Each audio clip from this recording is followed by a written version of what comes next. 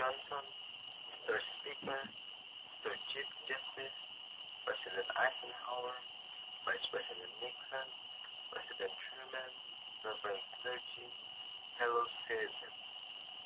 We observe today not a victory of one, but a celebration of freedom, symbolizing an end as well as a beginning, signifying renewal as well as change.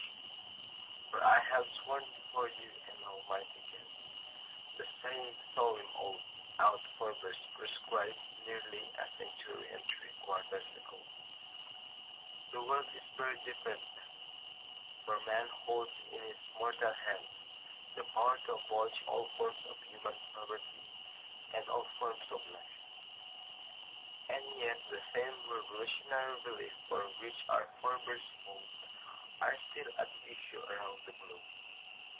They believe that the right of man came not from the generosity of the state, but from the hand of God. We dare not forget today that we are the heirs of the first revolution.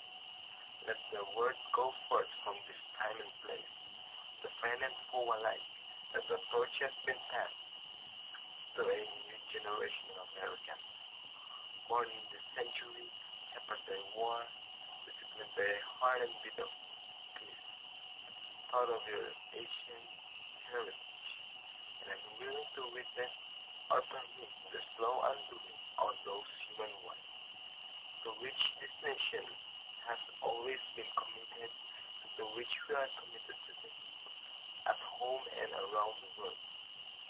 Let every nation know where it is witness as well or ill, that shall pay any price, bear any burden, meet any hardship, support any threat, or oppose any foe, to assure the survival and the success of liberty. This much we pledge and more. To those old allies whose cultural and spiritual origin we share, we pledge the loyalty of faithfulness friends. United there is so little we can bring, in a host of cooperative ventures. Divided, there is little we can do, for we dare not meet a powerful challenge at odds and stiff assembly. To those new states whom we welcome the rank of the free, we pledge our word that one form of colonial control shall not have passed away, merely to be replaced a far more iron tyranny. We shall not always accept to find some supporting our peace, but shall always hope to find them strongly supporting their own freedom. But remember that in the past, those who pushed the South Harbor riding the back of the time, ending up in fact, to those people in the hats and bills of the globe, struggling to break the mass of mass misery, to pledge our best efforts to help them for whatever period is required, as because the communists may be doing it, as because we take their vote, as because it is right. If a free society cannot help the many who are poor, it cannot save the few who are rich. To our sister republic, south of our borders, we offer a special pledge to convert our good words into good in a new alliance for progress, to assist women and free government in casting off the change of poverty, that this peaceful revolution of hope cannot become the prey of hostile colors, and all our neighbors know that we shall join with them to oppose aggression or subversion anywhere in the Americas.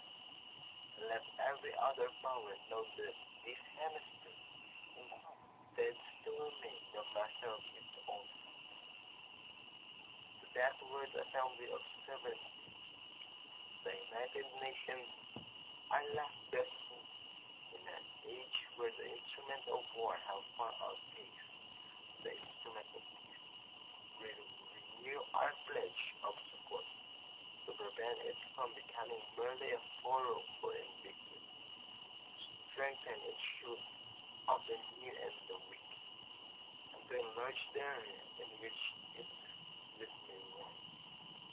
Finally, those nations who would make themselves our adversaries, we offer a pledge but a request that both sides begin anew the quest for peace before the dark powers of destruction unleashed by the science engulf all humanity in planned or accidental self-destruction.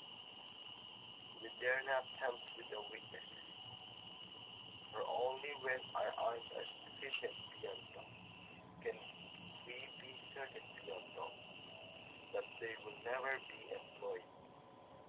But neither can two great and harmful groups of nations take comfort from our present course.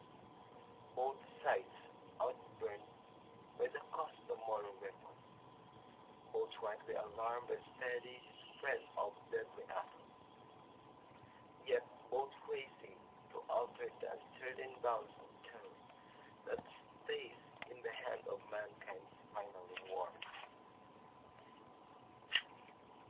So let us begin anew, remembering on both sides that civility is not a sign of weaknesses, and sincerity is always subject to proof. Let us never negotiate out of fear, but let us never fear to negotiate. Let both sides explore what problems unite us instead of belittling those problems which divided us.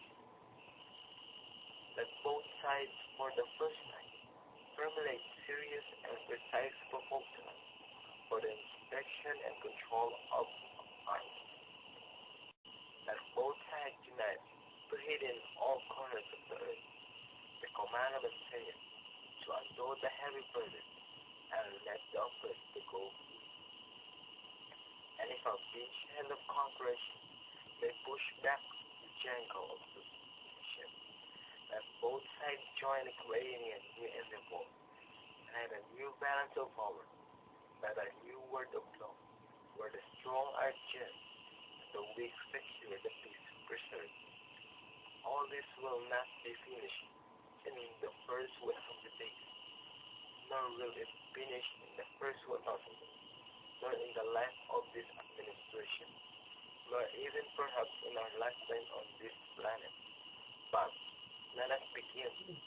In our hand, my fellow citizens, more than mine, would rest the final success or failure of our cause. Since this country was founded, each generation of Americans has been summoned to give testimony to its nationality and loyalty.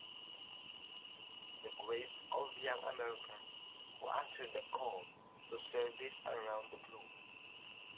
Now, the trumpet summoned us again, not as a call to bear arms, though arms we need, not as a call to battle, though in battle we all, but a call to bear the burden of a long twilight struggle, year in and year out, rejoicing in hope, patient in tribulation, a struggle against the common enemies of men, tyranny, poverty, disease, and war itself.